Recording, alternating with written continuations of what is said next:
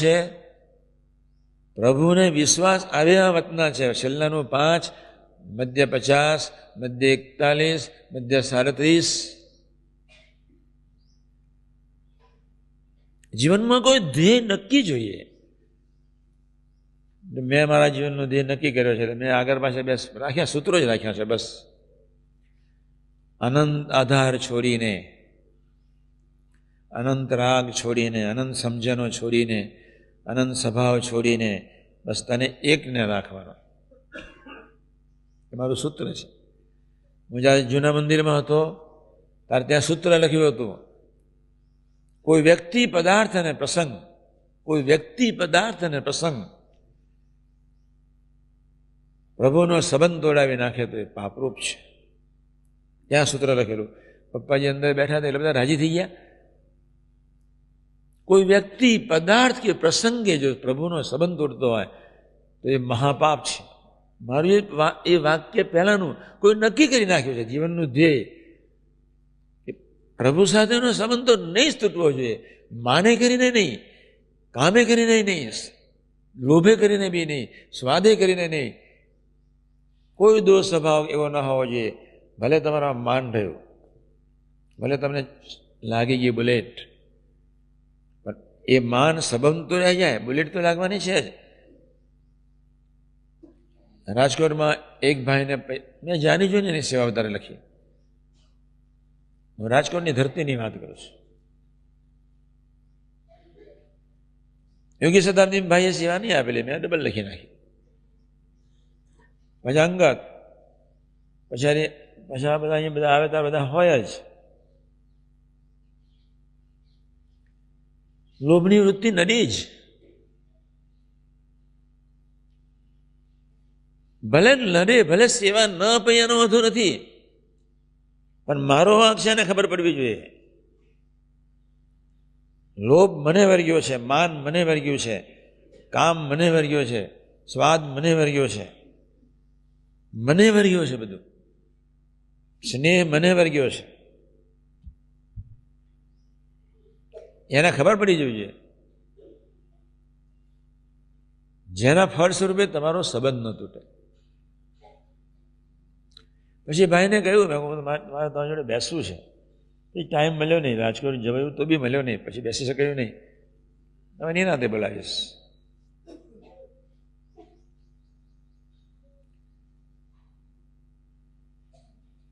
પણ એના જીવનનું ધ્યેય જ એના દીકરા દીકરીઓ એ સત્સંગ ના કરી શકે. મારા જીવનનું ધ્યેય ખુરશી, તો હું સત્સંગ ન કરી શકું. મારા જીવનનું ધ્યેય ડોલર્સ, તો હું સત્સંગ ન કરી શકું. મારા જીવનનું કોઈ ધ્યેય સ્ત્રી, તો હું સત્સંગ ન કરી શકું. મારી કોઈ મહત્વાકાંક્ષા, હું સત્સંગ નહીં કરી શકું. મારું કોઈ સ્વતંત્ર, મારી સ્વતંત્ર પેટર્ન, હું સત્સંગ નહીં કરી શકું.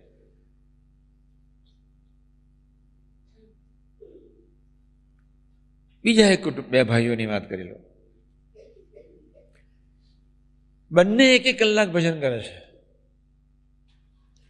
બંને 1 કલાક સ્વાધ્યાય કરે છે.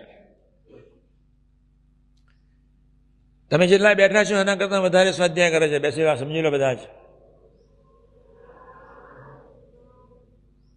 આપણે કપડાં પહેરીને આપણે શું કરવાના? જમત કરવાની. સેવાના અંગવાળાએ નક્કી કરવું પડશે એના જીવનનો ધ્યેય. હું શા માટે સેવા કરું છું ભાઈ? હું કોની સેવા કરું છું સાથી? You must decide. તમારા કરતા 2 ભાઈઓ સ્વાધ્યાય કરે છે, ભજન કરે છે. સવારે 1 કલાક, 5 વાગે ઉઠે છે, 6 વાગ્યા સુધી ભજન કરે, પછી એ નવા જાય, ફરી પૂજા કરે, પછી બહાર આવે. હું સત્સંગ સમાજની વાત કરું છું. રાત્રે 1 કલાક સ્વાધ્યાય કરે, 30 મિનિટ ભજન કરે. તમે બુદ્ધિશાળી હોય તો શોધી કાઢજો. અહીંયા છે જ નહીં એટલે કોઈ પ્રશ્ન જ નહીં શોધવાનો. છતાંય બંને ભાઈઓ આત્મીય નથી થઈ શક્યા. કોઈ સમજણ તો નડી, કોઈ રાગ નડ્યો, બંને ભાઈઓમાંથી એકની બી પ્રીતિ મધ્ય 50 પ્રમાણે એને નક્કી નથી કર્યું.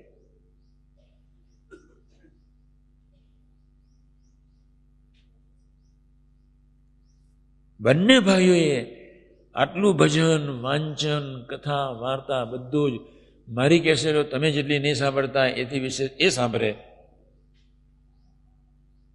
તમે શું સાંભળો છો? ધ્યેય સ્પષ્ટ હોવો જોઈએ, અને ધ્યેય સ્પષ્ટ હોય. હું અમે વખાણ નથી કરતા, હું અને મહંત સ્વામી અમે કઈ પૂર્ણ નહોતા, પણ ધ્યેય નક્કી કરી નાખ્યો. જે વખતે મળ્યા સ્વામીજી તે વખતથી જ ધ્યેય નક્કી કરી નાખ્યો હતો કે હવે નથી ભણવું, બસ પૂરું થઈ ગયું, એટલા મળવાના છે, પૂરું થઈ ગયું. પૂર્વાશ્રમની મા સાથે મને પ્રીતિ ને એને અમારા બેને અરસપરસ ખૂબ પ્રીતિ, બહુ ખાનદાન હતી, કોઈક મુમુક્ષુ હતી, શુદ્ધ મુમુક્ષુ હતી. યોગી મહારાજ ધીમે ધીમે મને એ ટાઈપની આજ્ઞાઓ આપતા હતા કે એની તરફની પ્રીતિ ઓછી થાય. બહુ હોશિયાર. મેં બી ગાંઠવારી હતી જ. નક્કી કર્યું હતું કે કોઈ વ્યક્તિ વચ્ચે નહીં આવી જોઈએ. પ્રીતિ હોય એટલે શું? આ બંને ભાઈઓની જેની હું વાત કરું છું, બંને સાઉન્ડ છે, બંને આત્મીય નથી. કોઈક સ્વભાવ આત્મીય થવા દેવાતો નથી, કોઈ વૃત્તિ, કોઈ સમજણ, અનસમજણો આત્મીય થવા દેતા નથી. ભાઈ, એક જ રૂમમાં રહેનાર 5 સંતો આત્મીય સાથે નહીં થઈ શકતા. દરેકનું અંગ જુદું છે, સમજણ જુદું છે, ધ્યેય એક નથી. જેના જીવનનો ધ્યેય એક, એ રૂમના સંતો 100% આત્મીય બને. જાગો,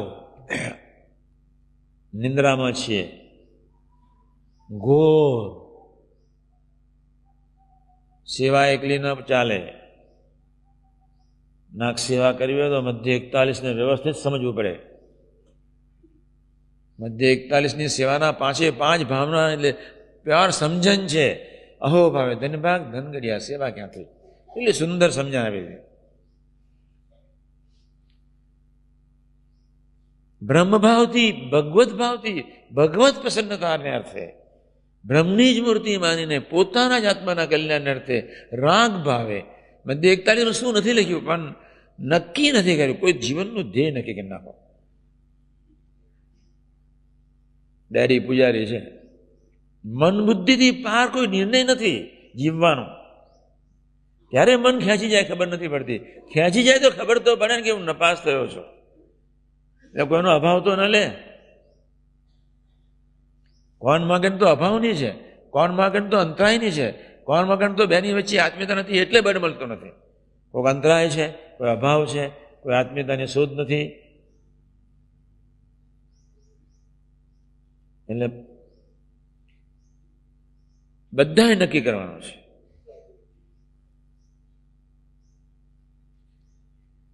કોના બેસીને અંતરદ્રષ્ટિ કરો કે એવી કઈ વૃત્તિ છે કે જે આત્મીયતા રહેવા દેતું નથી, અથવા નિશાન પાકું નથી રહેવા દેતું. અમને યોગી મહારાજે આવી કોઈ કથા શિબિરો કરી જ નથી, આટલો આગ્રહપૂર્વક વાતો કરી નથી. નક્કી જ કરી નાખ્યું હતું, નક્કી જ. તું તારા સિવાય કોઈને રાજી જ નહીં કરવાના. 2 જણની મર્યાદા રાખવું. પૂર્વાશ્રમની એક માની મર્યાદા રાખતો, મનીલાલ નગીન શેઠના ફાધરની મર્યાદા રાખતો. બેનો મને હૈયા નહીં છે ગુણ. ગોરધનદાસ કોન્ટ્રાક્ટર મારા જેવા, શું બોલે ને શું ખાય એમને જ ખબર નહીં. યોગી માની સેવા બહુ કરી. મનીલાલ શાર્પ બુદ્ધિશાળી માણસ, બહુ શાર્પ બુદ્ધિશાળી. એ વખતે આનંદની 45,000ની વસ્તીમાં આના જેવો બુદ્ધિશાળી માણસ નહોતો કોઈ. 45,000 માણસના હૈયે તોડાયેલો માણસ. જીવાભાઈ આપણા સત્સંગી મેયર, મુનશી ટપલીમાં જાય ત્યારે બધા ઊંઘતા હોય, અને મનીલાલ મુનશી ટપલીના ગેટમાં પગ મૂકે ને બધા એલર્ટ થઈ જાય. કેવા? પેલો સભ્ય ને પેલો મેયર. બુદ્ધિ પ્રતિભા કેવી હશે? આગવી હતી. જીવાભાઈ શું બોલે તો પછી મનલાલને પક્ષ રાખવો પડે, મનલાલ ક્લિયર કરે. મુસ્લિમો બેસાડે ને જમાડે, સાથ આપે, વોટ મારે જવું ન પડે. બહુ બુદ્ધિશાળી માણસ, વિવેકી, સાઉન્ડ વિવેકી. કોની જોડે કેમ બોલવું ખ્યાલ આવે. આ તો આપણા જીવનનો ધ્યેય સ્પષ્ટ નથી એટલે બોલવામાં ગડબડ થઈ જાય છે. ડાપણથી બોલાઈ જાય, હેતથી બોલાઈ જાય, વધારે પડતું બોલાઈ જાય, અતિરાગતાથી બોલાઈ જાય, ઉદાસીનતાથી બોલાઈ જાય, બેચેનીથી બોલાઈ જાય, વેગમાં બોલાઈ જવાય, આનંદમાં બોલાઈ જવાય, અતિ પ્રેમથી બોલાઈ જવાય. ધ્યેય નક્કી નથી. ડેસ્ટિનેશન ખૂબ ક્લિયર હોવું જોઈએ. સ્વામીએ એમને 2-5 વાર ટોક્યા, બસ ભાવ કરતા જ થોડા સૂચન કર્યા. પછી તો એને સેવવાના જ હોય, એને સંભાળવાના જ હોય, એના ગમતા વર્તી જવાનું. જય સ્વામિનારાયણ, પૂરું થઈ ગયું. મનમાં